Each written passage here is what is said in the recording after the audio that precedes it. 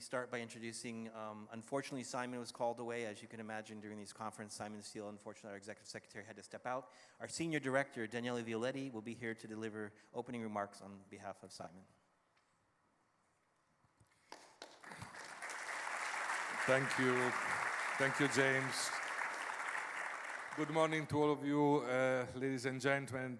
Great pleasure to be here today with you on behalf of our executive secretary, and particularly to welcome you all to this event, our partners, and specifically former Vice President Al Gore. It's a great honor to have you here with us. Our event today embodies exactly what the next year of climate action is all about. Moving from negotiating targets to delivering transformation, and data is the bridge. We are really seeing that the Paris Agreement is working now. Emission trajectories are bending downwards, and new climate plans are more comprehensive than ever, but we need far greater speed and scale. Today, we have an unprecedented window of opportunity. Breakthroughs in technology, especially advanced data analytics and AI, now enable us to design, implement, and report on data-driven climate plans. Data is no longer an add-on. It is the infrastructure of implementation. Data shows us what works, reveals what's missing, and builds trust among governments, investors, and citizens. With today's technological capabilities, we have the clearest picture ever of progress and gaps. So we are thrilled today, together with Al Gore and several key partners you will witness on stage today. The Secretariat is proposing a consortium of pioneering technology providers, academic leaders, UN agencies, and committed host countries. Our shared goal is to equip parties with a robust data infrastructure and advanced analytical capabilities to help prepare and implement even more effective NDCs. In this spirit, we are embracing a digital-first mindset where the UNFCCC serves as convener, custodian, and catalyst for innovation that accelerates implementation. Imagine civil servants in ministries of environment around the world, able to X-ray their country's climate profile at the click of a button. They could monitor mitigation and adaptation efforts, analyze changes over time, anticipate challenges, and adjust course quickly and cost-effectively. This is not about more processes, it's about more results. So we are proud also to announce that the Republic of Uganda is joining us as the first pilot country, demonstrating leadership and commitment to innovation. Ahead of the next global stocktake, we invite other countries to participate and help shape data-driven climate action. But let us be clear, our aspiration must be to ensure data equity. Every country, especially in developing nations, must have access, capacity, and ownership of the tools they need.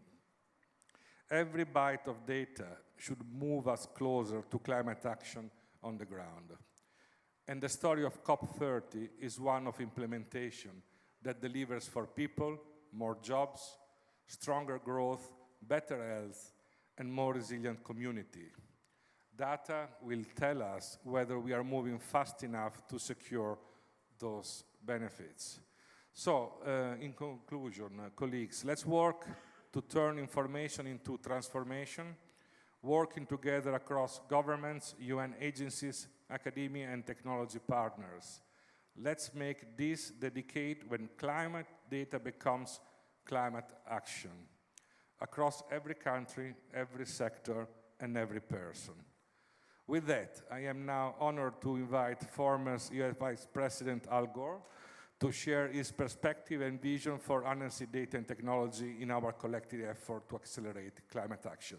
Thank you very much. Sir, give it a floor.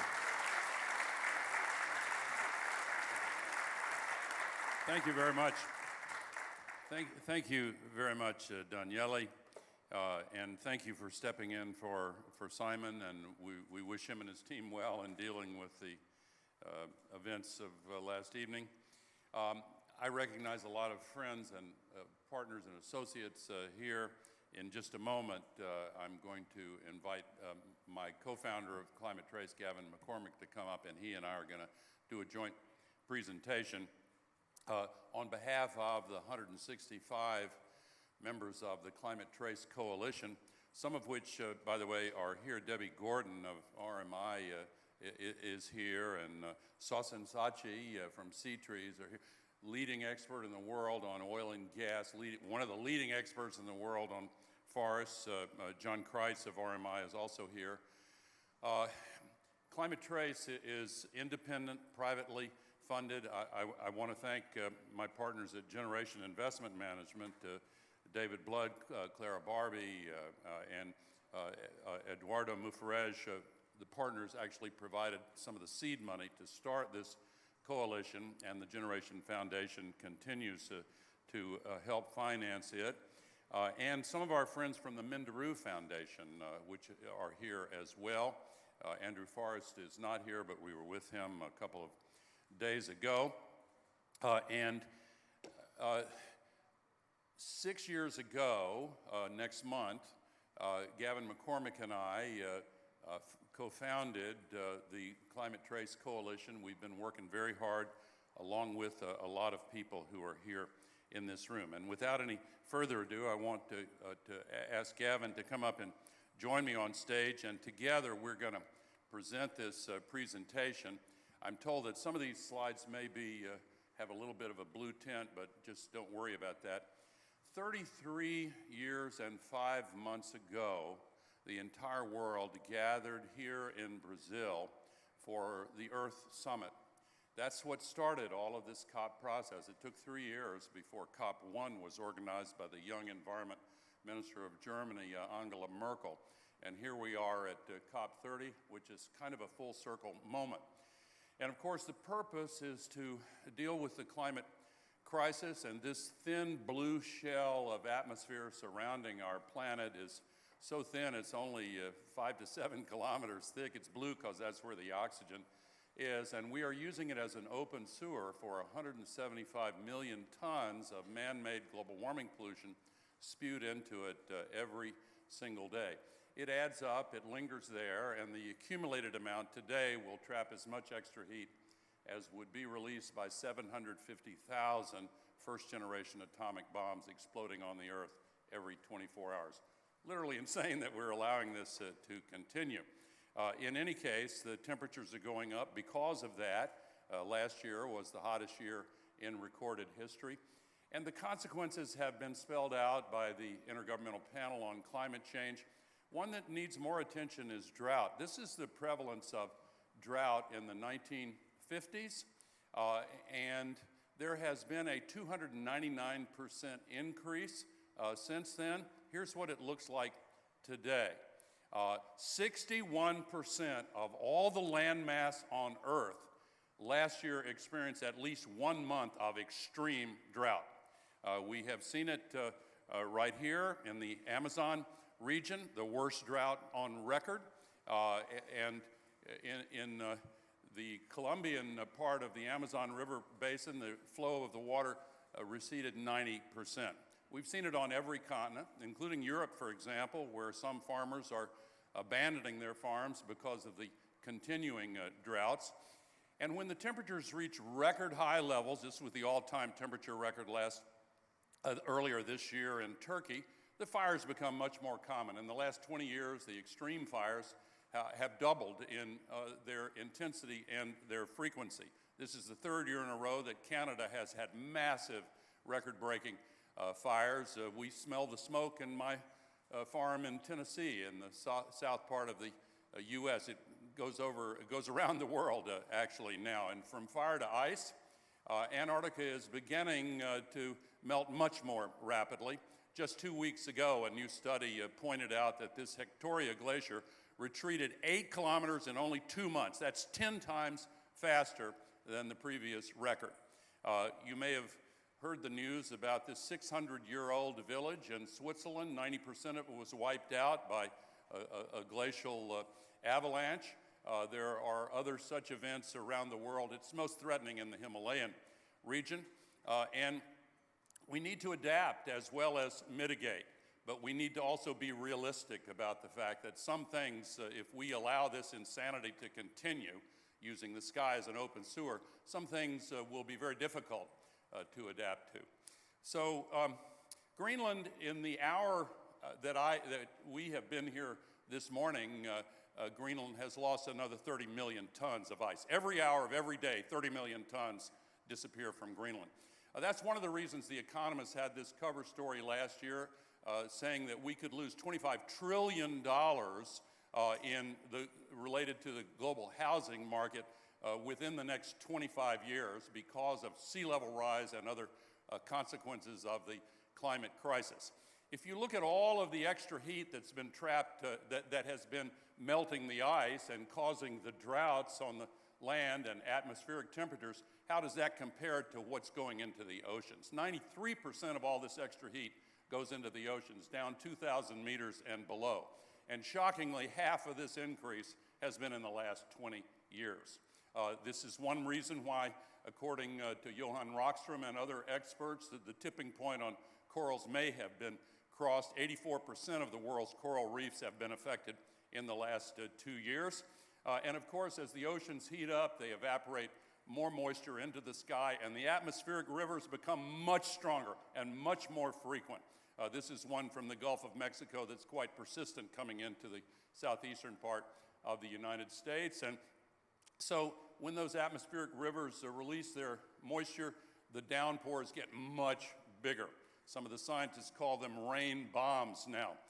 Just a few days ago, last week, 1.7 meters of rain fell in 24 hours in the city of Hue, Vietnam.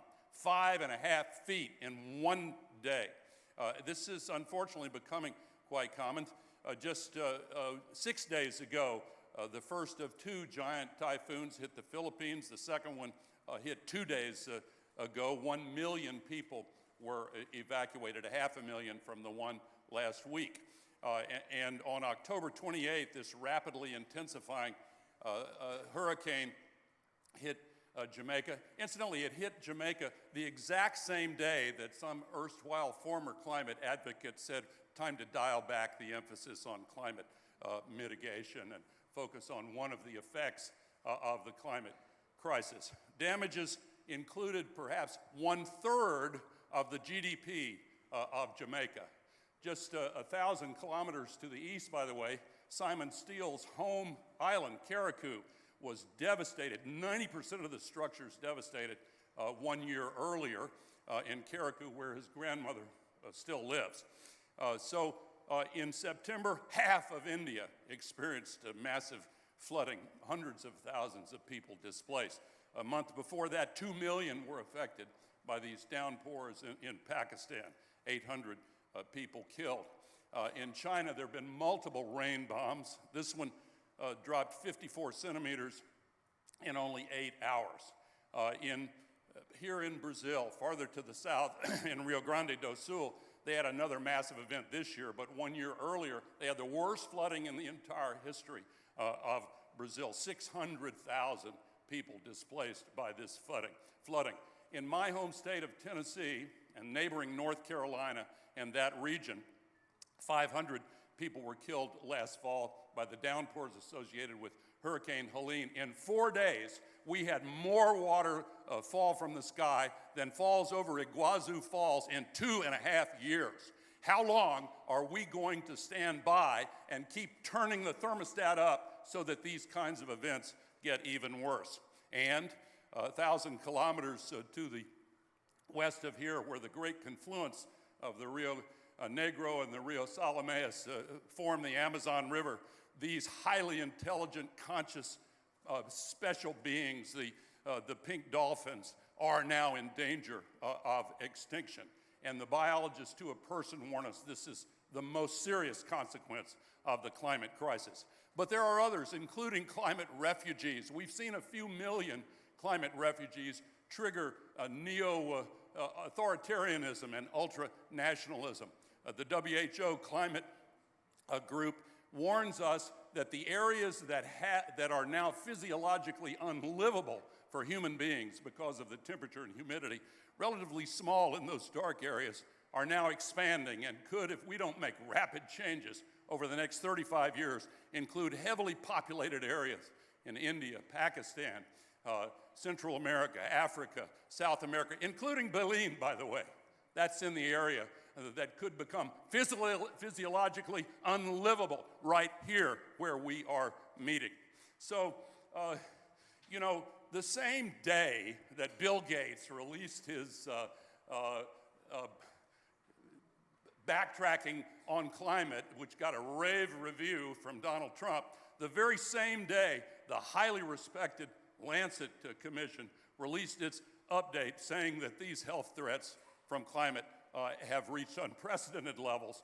And the WHO has long since said the climate crisis is the single biggest health threat facing humanity. So how is it that these represent a binary? We have to choose between them. Here is, if we're looking for more money for health, you know one place we could get it? The trillions of dollars that governments are using to subsidize fossil fuels and cause the worsening of the climate crisis. Now, of course, the elephant in the room, and in many rooms these days, is the new administration of Donald Trump, which has ordered the EPA to stop collecting climate data. One of the many reasons why Climate TRACE was formed was to give independent sources of accurate data. We look at the globe and we have identified and measured all of the significant sources of global warming pollution. Every one of these columns represents, by its height, the extreme emissions. You can zoom in and click on the top of any column and see what is there. And I'm going to turn it over to Gavin now to tell you in more detail what we do. Thank you. So I'll be back.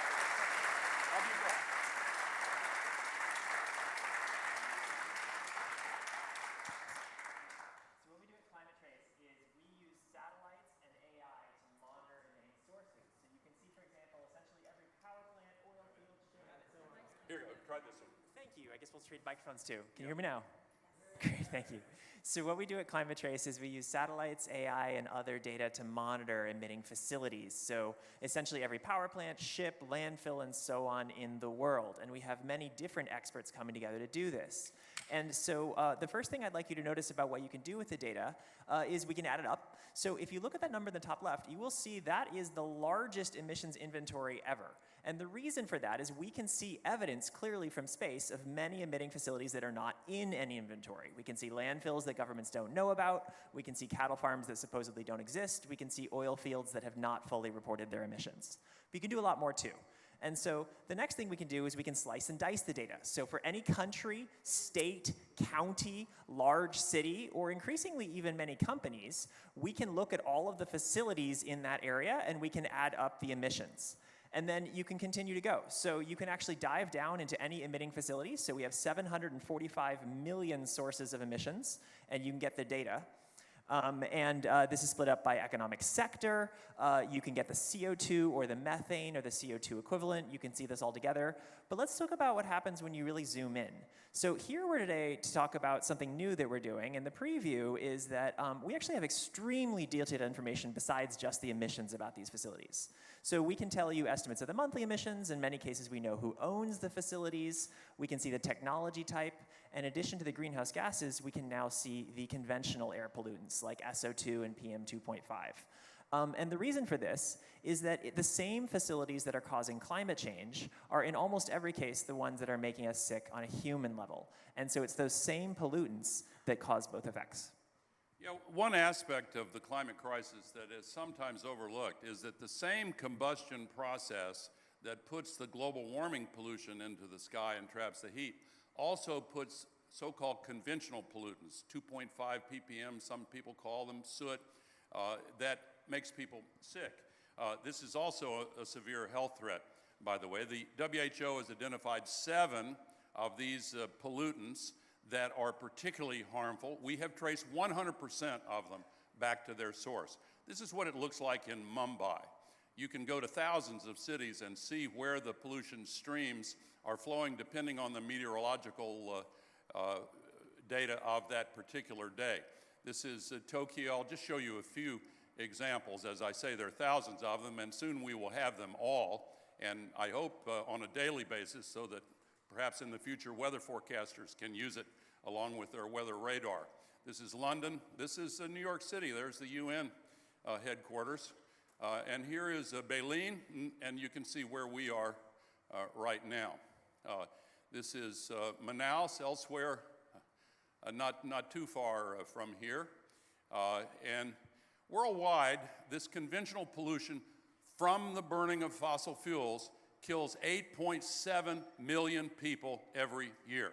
It's been out of sight, out of mind, but now we can see the plumes, where it's coming from, and where it's going.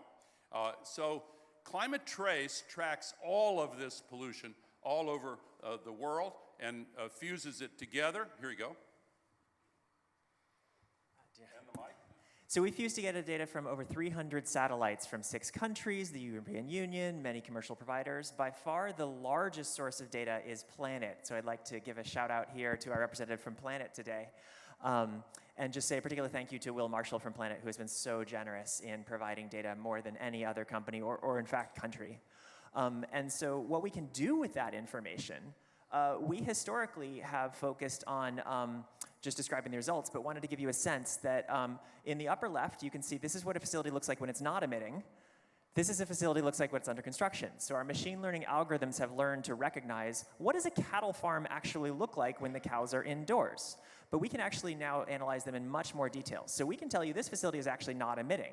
An example of how we know that is in the upper right-hand corner, the manure pond is not yet full. And so you can actually see the difference between a facility in use at different levels.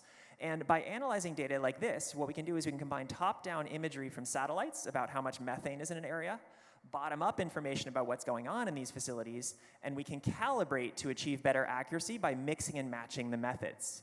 And so it's very important to understand about Climate TRACE that we are not one organization with one data set. We're closer to Wikipedia. We are combining every single public source of information in a massive coalition of over 150 NGOs, universities, and other AI researchers working together to combine this.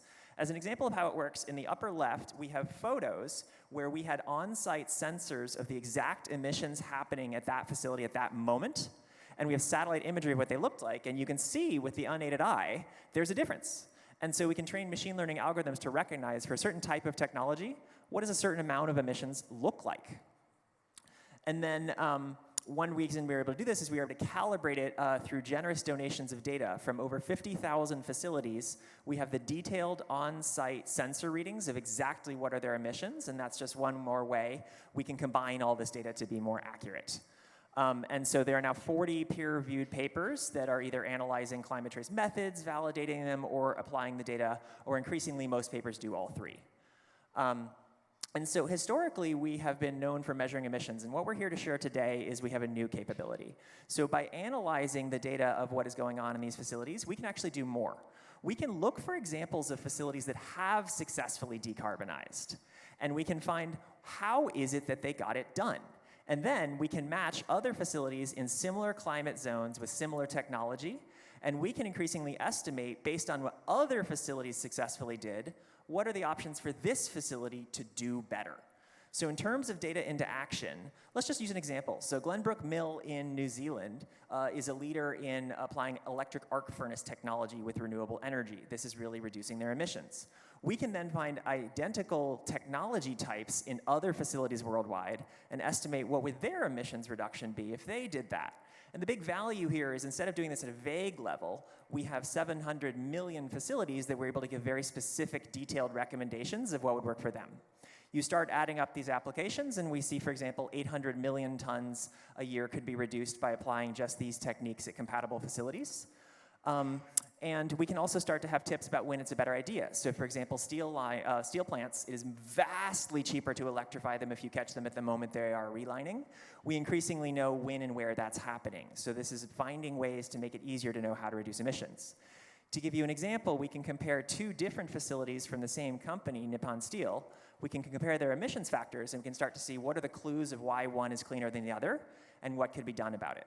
We can then, for all steel mills in the world, line up which ones are cleaner and which ones are less clean. Companies can buy from the lower emitting facilities and get advice on how they can become one of the lower emitting facilities. But the big thing is that we've received such positive feedback about doing that in a small way in steel. We're here to share today that we can now do this for every emitting sector. And so these are the emissions factors from 9 representative sectors. As you can see, they vary dramatically. In every sector, we see examples of those that have successfully reduced their emissions and those that have not yet successfully reduced their emissions. And we can apply examples of how they can do it. An example is electricity. Everyone knows that renewable energy is a great example of reaching 0 emissions factor. But what we also know is where and when is this happening. So here's an example of Nanticoke Generating Station, formerly the largest coal plant in North America, now a solar plant. And so we are seeing increasingly that it makes sense economically for facilities to make these changes. I also wanted to give a shout out to Planet, by the way, and tell you that the CEO, Will Marshall, my good friend, is in Antarctica today. So that's why he is not here, but we're glad you're here, Andrew. So one of the reasons this solar revolution is so stunning, it's absolutely amazing, is that the cost continues to come down quite dramatically. And it's not only the panels, it's not only the modules, it's the panels, the business models, the installation, and everything else. 20 years ago, it took a year to install 1 gigawatt of solar. Now it takes 15 hours. And it will soon take only a few hours to expand by another gigawatt. And with solar and wind, and also batteries, countries face no fuel supply chain risk, no risk of fuel price volatility, no fuel cost at all. And by the way, the rapid transition away from fossil fuels, as called for in COP28, will also have an effect on 40% of all shipping in the world that is presently used to lug fossil fuels from one place to another. There are so many savings that will come from using this poly solution to the poly crisis. Of all the new electricity capacity added worldwide last year, 93% was renewable. Absolutely astonishing. And where did the money come from to build all that solar and wind? It's pretty interesting to focus on where it came from. 75% came from private investors. But there is an unequal distribution of access to private capital. The great science fiction writer William Gibson once wrote, "The future's already here, it's just not evenly distributed." Well, access to private capital for the sustainability transition is already here, but it's not evenly distributed. The entire continent of Africa has fewer solar panels than the single state of Florida. That is, in my opinion, a kind of disgrace for humanity. We need to fix this desperately. Africa has 60% of the best solar resources in the world, but gets only 2% of the finance to install renewables in Africa. Now, here is the emissions reduction potential in the rich developed countries. Very important, needs to accelerate. But here's the potential in the developing countries. 3 times as many opportunities to reduce emissions in the developing world as in the developed world. Essentially 100% of all the increasing emissions in the years going forward are going to be in the developing world. So we have got to fix the unequal access to private capital in order to accomplish this transition, because at present only 17% of global climate finance went to developing nations other than China. So we could reduce 1.6 billion tons of CO2 each year by building in the developed nations, and we could reduce 2.6 billion tons by building the same amount of solar and wind capacity in developing nations. So prioritizing what we're doing is quite important. Some private sector companies are now taking leadership on their own, using climate trace data, by the way. This is a wind farm in India. You can see many other windmills behind this one in the foreground. They use climate trace data to pick the locations where they will maximize the reductions of emissions. Apple is doing the same thing. Salesforce is doing the same thing. A lot of smaller companies are doing it as well. This particular wind farm will reduce 130% more emissions than it would do if it was built in Seattle, in the United States next to the Amazon headquarters. So we have taken this approach with all of these sectors. We've got 9 illustrative sectors. Let's look at road transport. One of the other systemic solutions to the climate crisis is electrifying the transportation system. Look at the example of success in Shanghai, where 70% of new vehicle sales are now electric, and they've built out their charging network. If that approach was used in Tokyo, we could see a reduction of almost 50% in the emissions from transportation and a reduction of 24 million tons of CO2 each year by more fully transitioning to EVs. And if we did this globally, we could reduce 73 billion tons over the next 25 years, 2.8 billion tons per year. And by the way, we've got the momentum now. In September, 30% of all new car sales in the world were EVs, 58% in China, 98.9% in Norway. I think they can check that box. For the full year 2024, Ethiopia had 60% of all its new car sales were EVs. This is happening, and it's happening in these other sectors as well. Let's look at buildings. So buildings is just another example of where we're actually seeing the energy transition really happen. So with a few exceptions, those are mostly Iranian buildings over on the far right, seem to have particularly low energy efficiency, enormous opportunity to do better.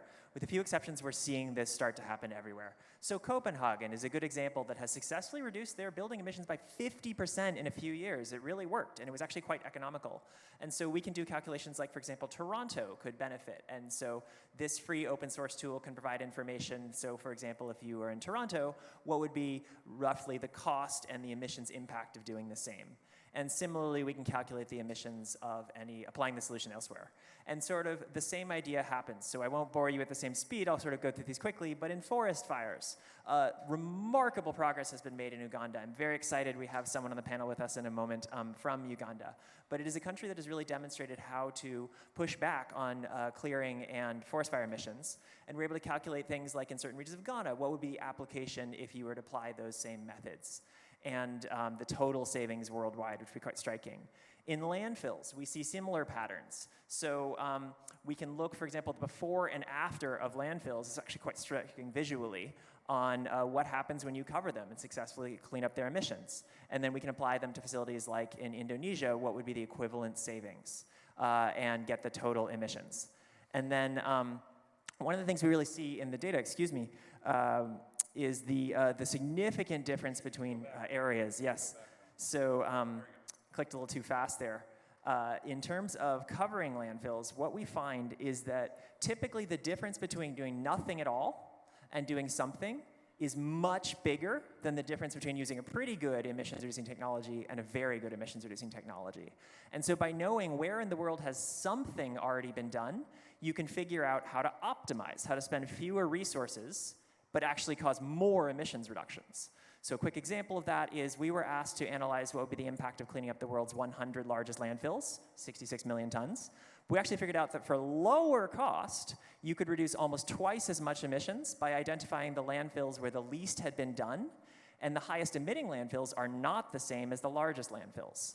And so the basic thing that this data can do is free open source data on how you can drive more climate action faster with the same or often even actually literally less resources.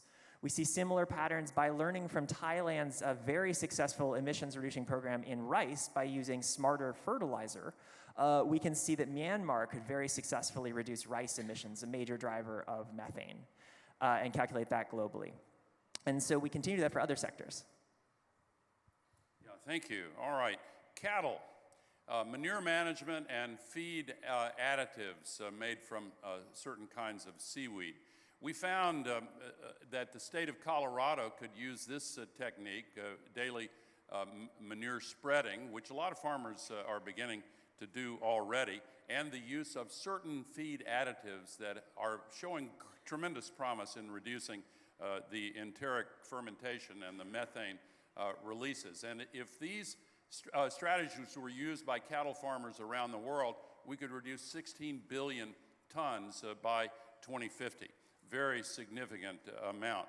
If you look at crop fires, some of these worst crop fires are in India, some other places as well. On the right-hand side, But if you look at the success in the Buenos Aires region in Argentina with residue removal without burning, if that technique were used in Madhya Pradesh state in India, there could be a reduction of 18.5 million tons per year. And by the way, the news media reported just 2 days ago rare massive public protests in India about the air pollution coming in significant measure from the annual crop burning. So again, the same global warming combustion that produces the global warming pollution is producing air pollution. If we did this worldwide, 35 billion tons could be reduced by 2050.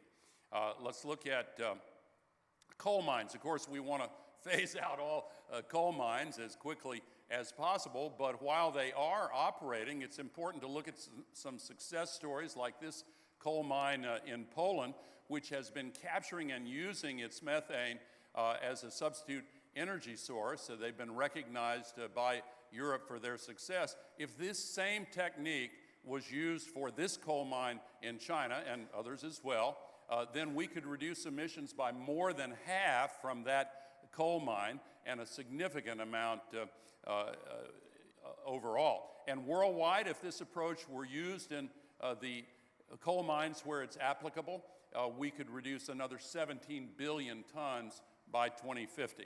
So we're very excited to be here with the UNFCCC. Thank you so much, because the UNFCCC has announced today that its collaboration with Climate TRACE, also with Planet and other partners to support countries in identifying the sources of emissions, ranking them, and then generating early warnings where action is advisable, and practical mitigation opportunities. Ajay Banga is doing a terrific job leading the World Bank Group. They are now using Climate TRACE data to evaluate assets that are being considered for loans to reduce emissions.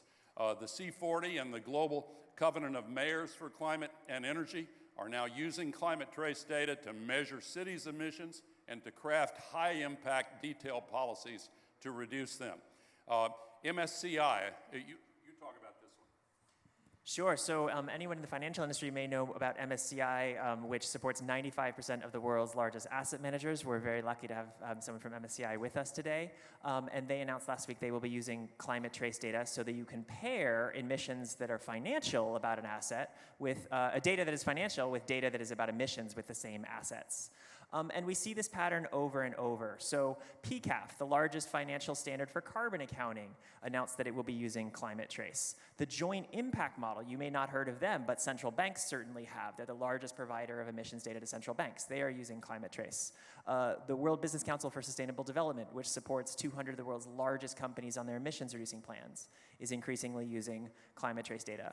The Subnational Methane Action Coalition, essentially the same idea for states and reducing methane.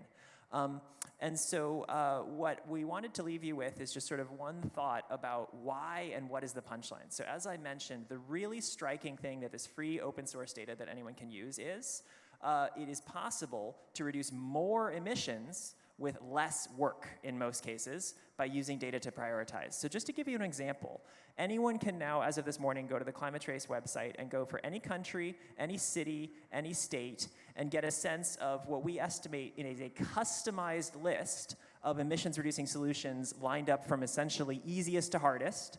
This is still new or a little bit imperfect at measuring easy and hard, but we have a pretty good sense. And what you will see is that not only can you get a sense of how much emissions you could reduce, but what things might be faster and easier. Every institution we have spoken with about this plan has said, okay, some things that maybe need some work, but basically there are opportunities for them to essentially save money and time, but drive more impact by using data to make smarter choices. And so in everyone's plan, you can see the list of things that we recommend doing on the left. Feel free to use as many or as few recommendations as you like, but we'll tell you which ones are easy. And then the individual facilities to use them at. And if you look at different facilities and different groups, they're all different. So India's plan is wildly different than Sao Paulo's state, and that's because they have a different economy, different technology types, and different list of assets. And so the last thing I wanted to share with you, this is Uganda's recommended plan. Obviously, we are not saying this is the plan currently that the nation of Uganda is using, but it would reduce the same amount of emissions as the NDC, and it has some tips about ways to go even faster, potentially by spending fewer resources. So again, we want to thank all of our coalition members. Our mission is to live up to is to bring to life the old business phrase, you can only manage what you measure. We're now measuring essentially all of the greenhouse gas emissions and now the particulate co-pollutants that are making so many people sick and causing such a health crisis around the world. So Climate Trace is accessible on the website climatetrace.org. You can go to info@climatetrace.org. We are very excited about these new tools. We're very glad for our partnerships that we've gone through here. And we've got the technology, we've got the deployment models, we have now the measurement. Some people worry we don't have enough political will. As I always try to remind people, political will is a renewable resource. Thank you very much for being here. And now we'll come up to the panel. Gavin, great job, great job. Thank you. Thank you. I'm going to ask our panel members to come up here now, and let's see. David Gonahasa, the team lead Industry 4.0 and head of special projects at the Ministry of Science, Technology, and Innovation in the Office of the President of the Government of Uganda. David, you're a good friend. Thank you so much. Have a seat and join us. James Grabert, Director of the Mitigation Division of UNFCCC. Thank you very much, Jim. Look forward to hearing from you all. Linda Elling Lee, Founding Director and Head of the MSCI Institute. Linda, thank you so much for being here. And I don't know whether to say her honor, I always say that I'm introduced as your adequacy, but let me introduce Jane Lomax-Smith, Lord Mayor of Adelaide, Australia. Thank you very much. I personally hope we'll be seeing you next year, but I'm out of line in saying that. And Andrew Zoli, Chief Impact Officer of Planet. Thank you very much, Andrew. Thank you for joining us. I'm going to start with one question for the entire panel, and it is, I'd just like to ask each one of you individually, this is kind of a lightning round, we're going to get to some specific questions for each of you, but as an introduction to your work, I would like each of you to share one striking statistic or piece of data that underscores the importance of climate action in your jurisdiction or work. Lord Mayor. Well, we obviously live in a place that's very hot, very dry, the driest state in the driest continent, and we have bushfires and occasional floods. But in capital cities and cities across Australia, the real impact of the climate crisis is being felt. And our data shows that our city is getting hotter. Over 15 years, we've had 5 times increase in the number of days over 40.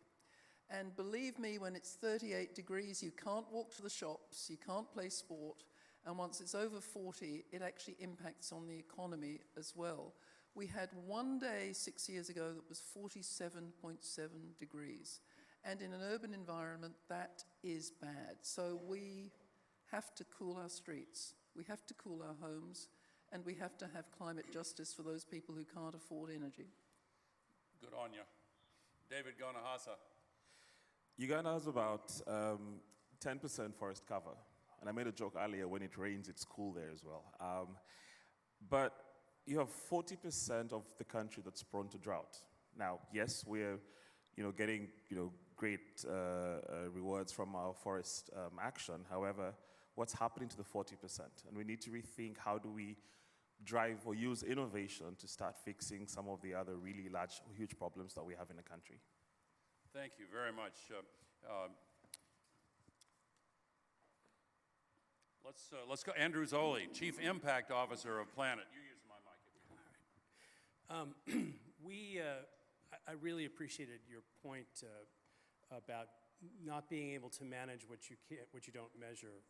One of the very first digital public goods we ever built at Planet was a program designed to map all of the world's coral reefs, which were exquisitely vulnerable to climate disruptions because of all that excess ocean heat. And one of the things we discovered was that there's 25% more corals on Earth than anyone had ever thought of. There's actually more treasure to measure than most of us are walking around thinking about. And so that led to the creation of some 30 new marine protected areas around the world when we began to actually see what was there. So that mechanism, I think, is what's really exciting to us. Thank you very much, Linda Ealing Lee, founding director and the head of MSCI. Sure, just it's wonderful to be here. Just quickly, you know, MSCI is best known in the financial industry for being a leading index provider with $17 trillion of assets, and $1 trillion of that is actually climate and sustainability indexes now. Now, the striking statistic that I can think of that many people might not know is that since the Paris Agreement, listed companies in developed markets have actually increased their sales by 50% while decreasing their emissions by 18%. So I think companies are actually showing that you can actually decouple growth with emissions. Now, I think Simon Steele announced a couple of weeks ago that emissions peak is on the horizon, but it's not happening fast enough, and we still see that emissions and growth are rising in tandem in emerging markets, and I think that really underscores how much we need to pay attention to the companies in emerging markets. Thank you very much. James Graber, Director of the Mitigation Division at UNFCCC, somebody we work very closely with, and thank you very much, James. No, the number is 12%. We saw from the 113 NDCs we've received that these are the latest pledges. We're looking at 12% reduction by 2035 from 2019. IPC says it needs to be 60. Thank you very much. Okay, so the first topic we want to turn to formally is about examples of turning data into action. And I'm going to come back to you, James. In what ways does a data-driven approach strengthen global climate governance, and how does it help parties meet their reporting and implementation commitments? Thank you. So as I was just saying, the NDCs, we all know, they're the compass for effective climate action. They give us an indication if we're doing what we need to do. And we have them firmly anchored in what the Paris Agreement has asked us to do in terms of governance, precisely recognizing every individual nation has a contribution, and that's important. That's why the data is important. There are challenges these countries face, let's be honest. There are some countries, you know, I think are flying blind in terms of data gaps. We need to solve that, and that's why we're also interested in working very closely with the many partners here today. But we cannot, you know, stand by and not have access to reliable data available to everyone. So that's why this is so important. The NDCs are the backbone, and data is needed. And we certainly hope with this monitoring, some of the things we heard today, the possibilities to at least, you know, on the basis of interest from countries, identify those possibilities, identify those opportunities for renewable energy, identify those opportunities for improved resilience, all kinds of mitigation opportunities, and that's what we're looking for. Thank you. So, Andrew, give us some other examples of how Planet has seen satellite data drive climate action.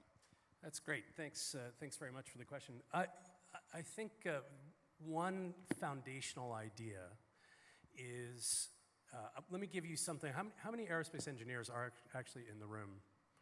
I'm sort of half expecting his hand to go up. Also, he's an honorary one. Right, so for the vast majority of you that are not aerospace engineers, let me give you something for your next cocktail party, which is whenever you put something into space, whatever its primary purpose is, you have to put all kinds of extra instruments on that satellite so that you can continuously measure the forces of change that are acting on that instrument. Because otherwise, it could, if you're not constantly measuring, it could tumble out of orbit. And so you have to measure change at least as fast as change is occurring. Well, the punchline to this story is we live on a satellite. It just happens to have 8 billion other astronauts on it and has to go around the sun rather than going around the Earth. And we have to measure the forces of change that are acting on it at least as fast as those forces are unfolding. And so that's what we set out to do at Planet, and to build a kind of general purpose real-time monitoring system for the Earth. So let me give you 3 ways in which we can use this data beyond the things that Gavin and the Vice President are doing today that are about using this real-time information to enable new kinds of climate actions. The first one, represented by a whole suite of different organizations, is to create the kind of digital measurement, reporting, and verification that are responsible for enabling carbon markets. What you see here is the combination of satellite data and other forms of remote sensing data, particularly LiDAR data, that allows us to get at forest biomass and forest carbon.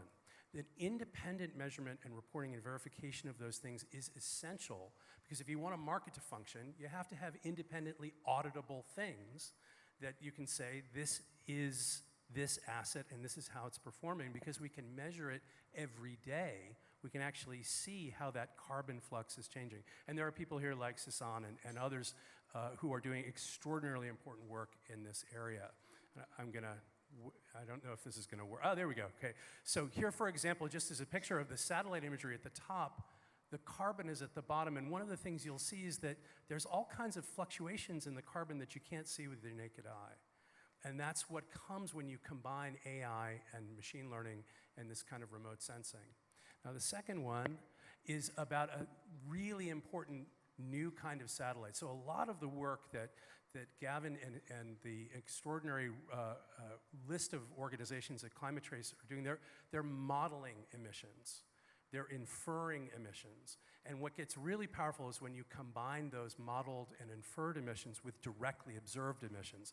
This is a new instrument that was privately, philanthropically financed, produced at a joint cooperation between Planet and the Jet Propulsion Laboratory at NASA and a whole suite of other extraordinary organizations, including RMI and others in the room, called Tanager. And it directly observes many different phenomena, but in particular methane emissions. Go to the next slide.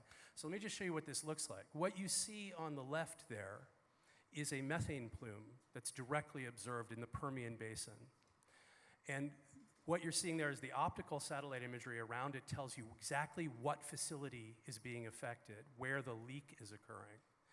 And this information, due to the extraordinary work of this group called Carbon Mapper, which is another core member of this coalition of actors, alerting the regulator, who in turn alerts the asset holder, says you have a leak, and 2 weeks later we come back and the leak is closed. So that is the direct mitigation of climate emissions in front of your eyes.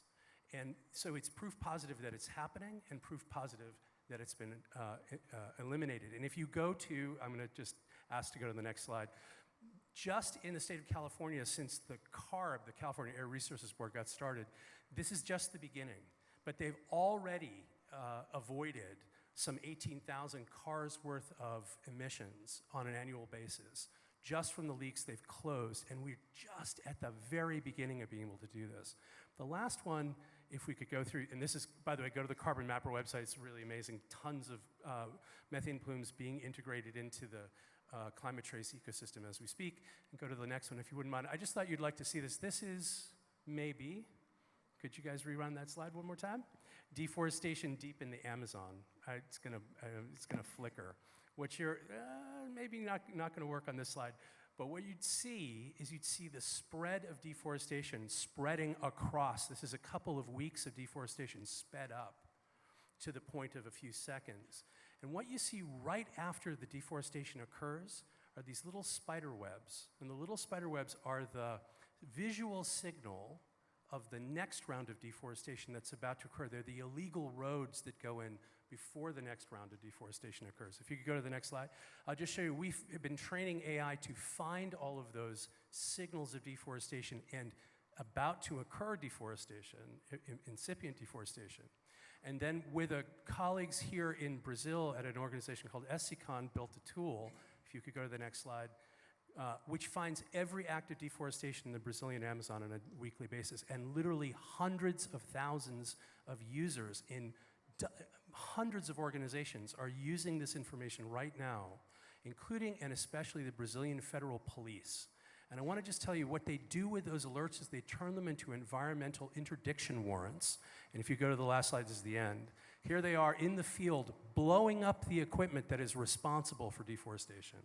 In fact, in the last 5 years, if you just scroll ahead to one more click, maybe, we've seen with this tool connecting real-time satellite information and AI to people on the ground taking action, some more than 400 enforcement actions. And this slide has a slight technical typo. It says 4.93 billion Brazilian real collected, it's actually 4.39 US dollars billion collected by the government in fines. And everywhere this tool has been used, it's been led, this is not our numbers, these are their numbers, to a 54% reduction in the rates of deforestation. So that's what it looks like when we actually connect those kinds of signals to real concrete actions on the ground. Thank you, Andrew, and our coalition, good job, good job. We're so fortunate at Climate TRACE to be able to integrate this data along with the other data sets and the carbon mapper examples you showed. I want to give a shout out to Mike Bloomberg, who helped support that organization as well. So let's see. I want to go to you now, David, and hear more about Uganda. What specific sectors or adaptation priorities would benefit most from improved data infrastructure and planetary insights, and what forms of support would you expect from a technology consortium to make your NDC implementation more data-driven? So really across all our NDCs, you can't fix what you can't measure. And unfortunately, what we seem to see happening is, in many cases, a number of, sort of ad hoc solutions being implemented. And the worst part about it, many times, is that you have very many top-down solutions. So you have great, remote sensing data, sometimes without ground validation, and you're building out solutions that, according to some model, should work, but there's no real, verification on the ground. So I'll give you an example. Today, in Uganda, Lake Victoria is choking with algae blooms, right? And there's all sorts of solutions around it, but nothing's really fixing it, because we need to say, how do we start to do ground verification as well? How do we get more data collection in country around the different NDC operations we have? We've had methane explosions on landfills. We've had all sorts of things happening because we are not effectively measuring, right? So what we are doing as a country right now is saying, fine, can we start to actively use data, but not only working through international companies, but also building local capacity to build some of these solutions. So you're seeing local companies building sensors that will measure different forest activity, for example, and then using edge cloud nodes with small language models, analyze this data, and be able to advise what should be done by the government. So really around policy recommendations, but also challenge-based innovation. Can we actually say that based on the data we've collected, based on what we're seeing happening within these disaster-prone zones or these challenge areas, can we call or invite local innovators to begin to build solutions? Because I had a very good statement yesterday. It says something like, action is nothing without ownership, right? So it cannot be top-down anymore. It has to be bottom-up with locals as part of the solution framing. Let me underscore that. You're saying is action is not about ownership only. It's about who's on the ground and who's doing the work, right? Go ahead. Without local ownership and local involvement, unfortunately, what you have is some sort of very output-based activity, right? So we're going to do this. We're going to say, for example, come in and support agroforestry. But then you're not there, so you don't really know what's going on. And yes, you can have a lot of remote sensing data, but how do we provide or get local involvement to really support climate action? Thank you very much. I'm going to go. Yeah, let's hear it for David's doing such a great job. So I'm going to go to you, Linda, and then to you, Lord Mayor. Linda, let's talk about investor confidence and the relationship between data-driven climate policies and investor confidence. How can improving the quality of data, the granularity and accuracy of the data, actually lead to more action from the private sector to embrace climate solutions? Yes, thank you. So, to give a bit of context in the world that I operate in, so the world's investable companies, so listed and unlisted, contribute about a third to global emissions. Okay, and so some of the decarbonization that we've seen, particularly in listed companies, if you can call up that chart that's on the Let's put this slide up Yeah, on the, yeah, there here we we go. go. Thank you. That you can see that the developed market companies have been decreasing their emissions, and the emerging market ones are the green ones that continue to go up. So some of that progress in companies really come from the influence of their shareholders, right? And the shareholders are some of the largest institutional investors in the world who have been responding to policy signals at the multilateral level as well as at the domestic policy level. Now, those investors are our clients. It is our role to be helping private sector providers of capital, so those are banks, insurers, investment institutions, to measure and manage their exposure to climate risk so that they can better price that risk and start to direct capital towards the companies that are the best positioned to win in the low carbon economy. Now, a lot of the measurement has relied on company disclosure, which really has improved since the Paris Agreement. Today, at least in the listed markets, 75% of companies disclose emissions. But what's underappreciated, unless you're kind of working with this data every day, is that there is a huge lag from when the emission actually occurs, when the company actually reports it, and then when investors actually have a full picture to benchmark that performance. But we are, I think, on the cusp of a revolution, in transparency, and that comes in part from, on the one hand, Climate TRACE and this real-time emissions data you just saw, which, congratulations, it's been amazing. And the other is actually linking that with MSCI's data, where we're looking at the financial value of these assets to companies as well as to investors. So to make that a bit more concrete, if you can call up the next slide. So recently, 18 of the largest pension and sovereign wealth funds gave us their portfolios in order to look at the facility, to map the facilities that underlie the portfolio companies.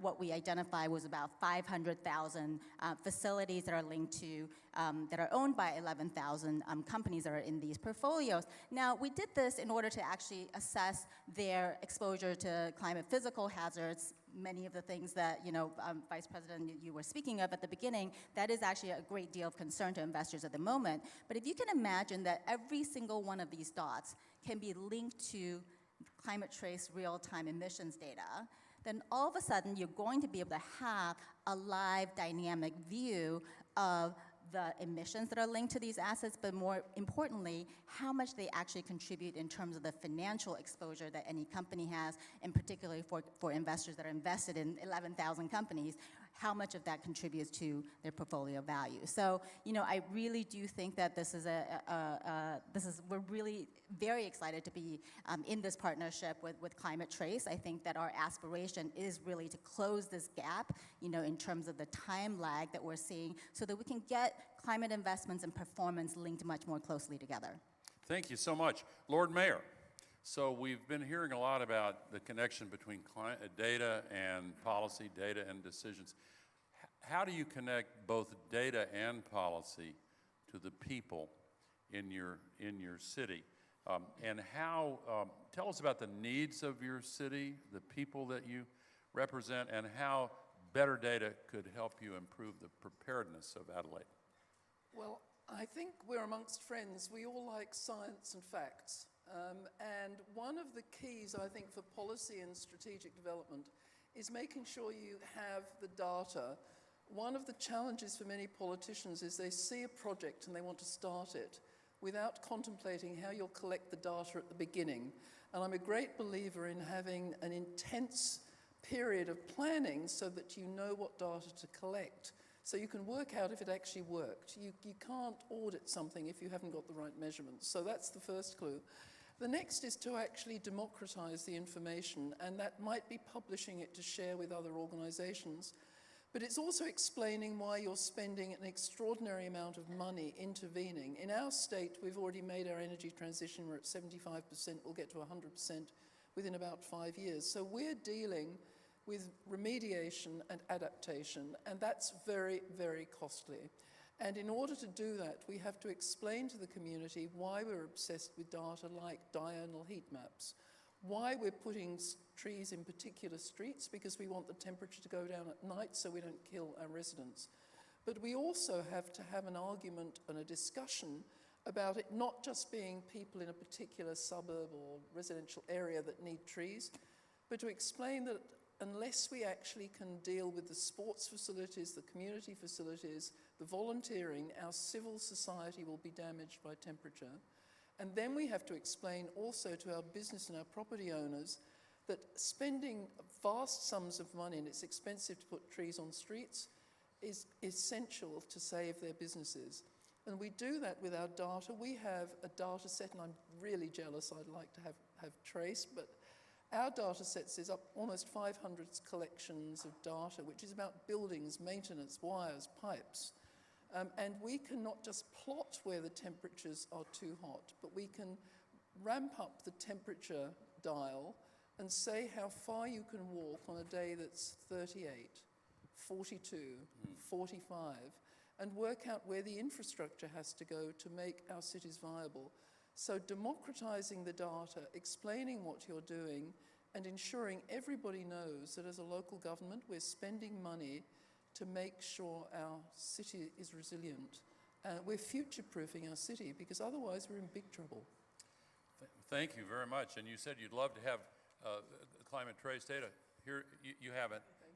It's free of charge, climatetrace.org, and we will work with you if you request it to do an action plan for the city of Adelaide and your surrounding area, if you wish. Okay, we only have one more topic to explore: challenges in addressing, challenges to address and opportunities to embrace. Decisions about climate finance should be and often are data-driven, but often they don't take certain important factors into account. I'm going to ask each one of you on this panel, what do you think is undervalued in climate finance decision-making, or what data is missing from these conversations? David, would you lead off on that one?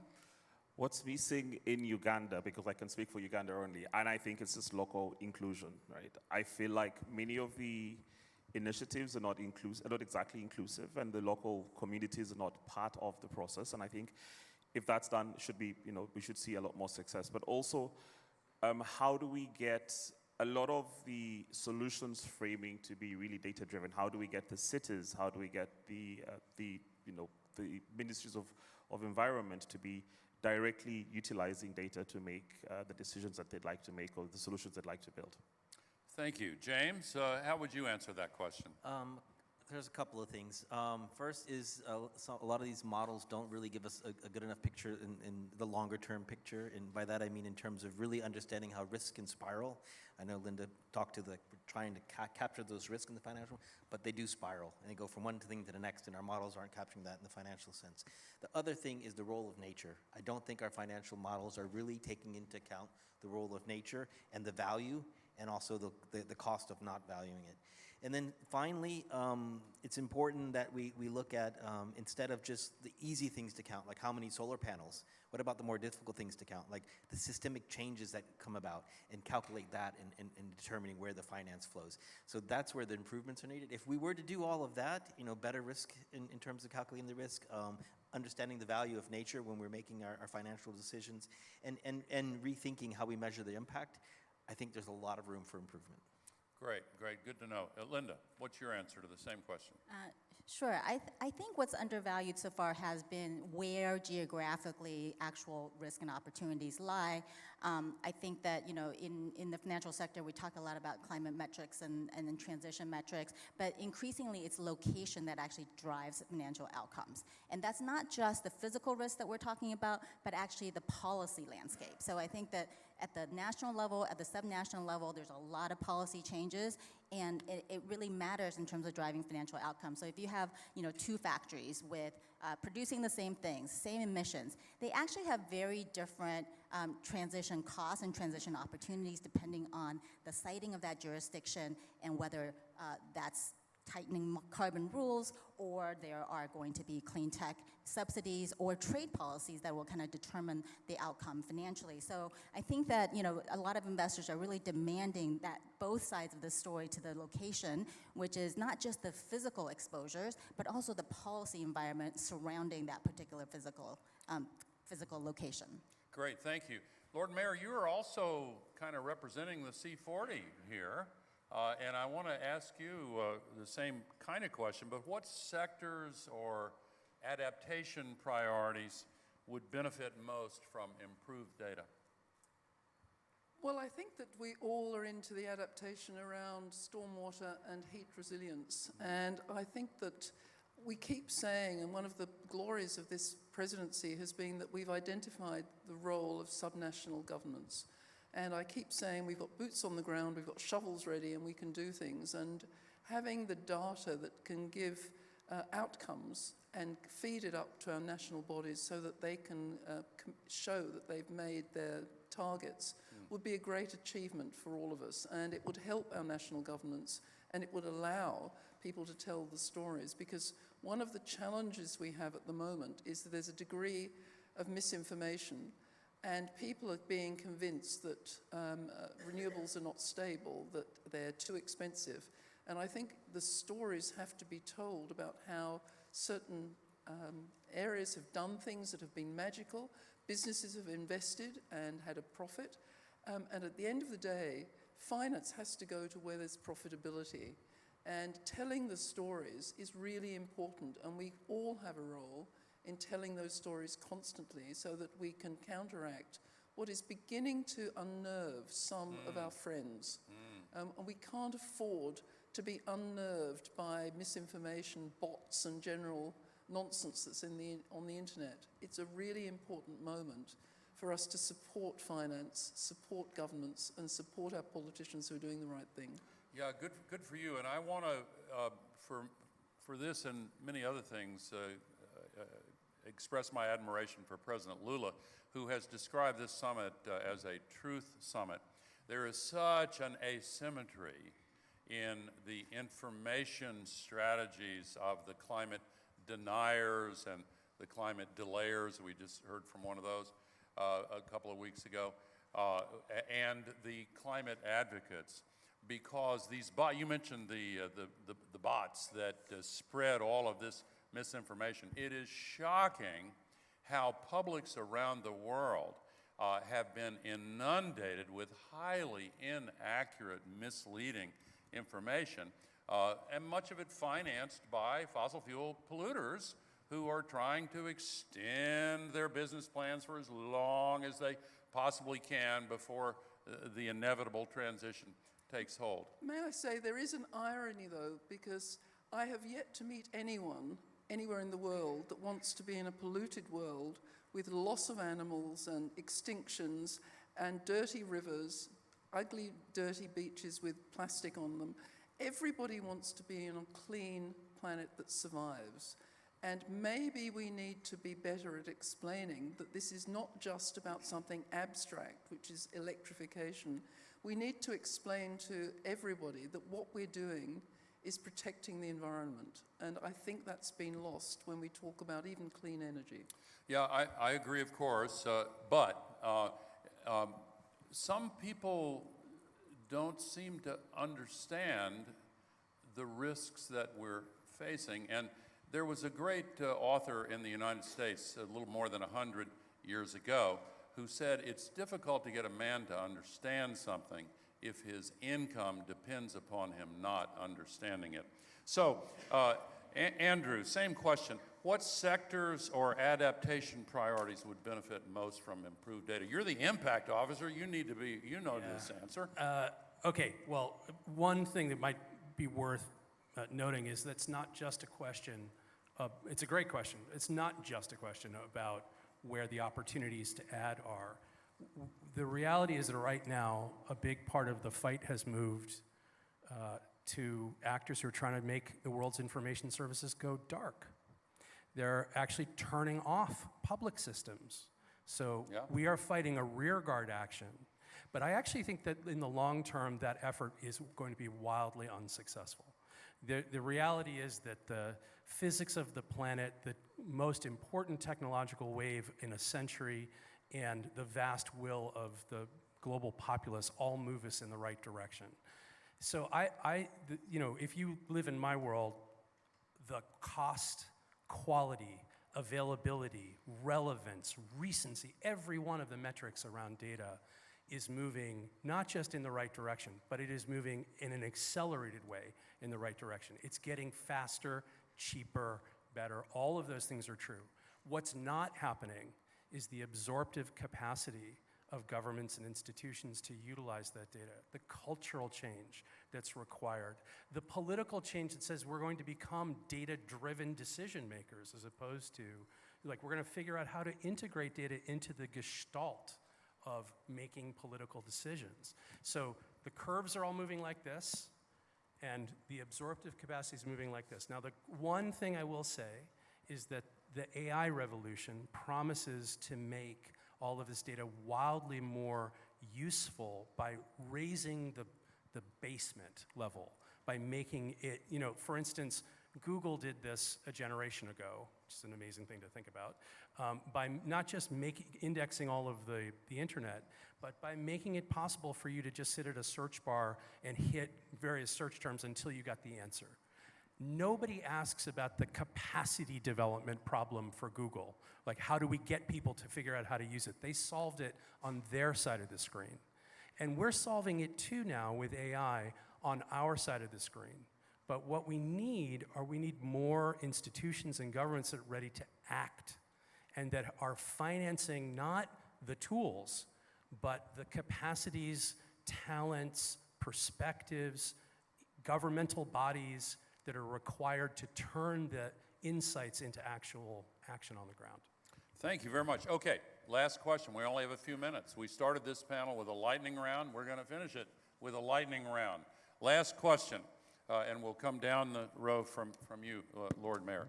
If you had a magic wand, wouldn't that be nice? If you had a magic wand and you could change one thing to accelerate climate action in the next year, what would it be?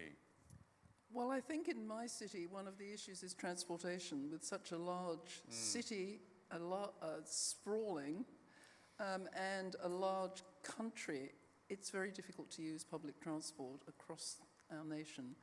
And it would be amazing if we could electrify our fleets. The council's done it, much of the government has done it, but the community hasn't yet got there. Magic wand. So we have very many challenges where we come from, and it's a very different set of problems that we're dealing with. And I've said the inclusion thing over and over again, but also let's have access to the data to help our policymakers make the right decision. Let's have access to the data to support challenge-based innovation around climate action. One of the things we launched yesterday was a DPI to enable different individuals with ideas around the climate space start to do it. I think the complexity of starting to build out climate projects makes it very difficult for your regular Ugandan, or in many cases, many other Africans, to actually build things. So one, I would reduce the complexity of the whole climate action process, make it a very straightforward, rewards-based activity, and be able to get everyone involved in it.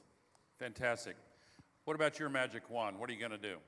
Would it be impolitic to say regime change? Yes, but you can say it anyway. I'm just asking hypothetically for a friend. Here's what I will tell you. I want to say those Tanager satellites that are hyperspectrally imaging those methane plumes, they cost a tiny fraction of what a traditional satellite costs, and they were all entirely privately philanthropically funded by colleagues, including Mike Bloomberg, as you mentioned, Vice President Gore. And I think we need a lot more of them. I think the lesson of this moment is let's take the power of the private sector to build assets for the public sector. That's the thing I'd love to see, is more resources for that. Magic wand's over to you, Linda. Okay, magic wand would eliminate, I think, the time mismatch between climate data and financial data. Right now, this 2-year lag between when you actually make an investment and have some sort of action and then to see results. I think that if policymakers and investors could see emissions impact and investment impact in sync, the way you would see market prices and interest rates, I think that would actually really significantly change how climate capital is deployed. So immediate accountability that will really create, I think, a positive feedback loop for climate investments and action. Great. James, what would you do with your magic wand? Place the best tools and the most advanced capabilities in the hands of the developing countries, and as Andrew said, and the capacity to use them. And that's exactly why we reached out to Climate TRACE, Planet, and other partners to launch this consortium to really do that. And again, thanks to Uganda for stepping up to be our first pilot country. Well, we started with the UNFCCC. We're closing with UNFCCC. I want to thank all of those who work at UNFCCC and UNEP and the other parts of the UN. Thank all of you on this panel for a great conversation. Thanks again to my partner, Gavin McCormick, and all the coalition members of Climate TRACE for working so hard to make this possible. And on behalf of the team at Climate TRACE, all of our coalition members, I want to thank all of you in this audience for the important work that so many of you are doing. And to everyone in the audience today, thank you for being a part of this event. Obrigado.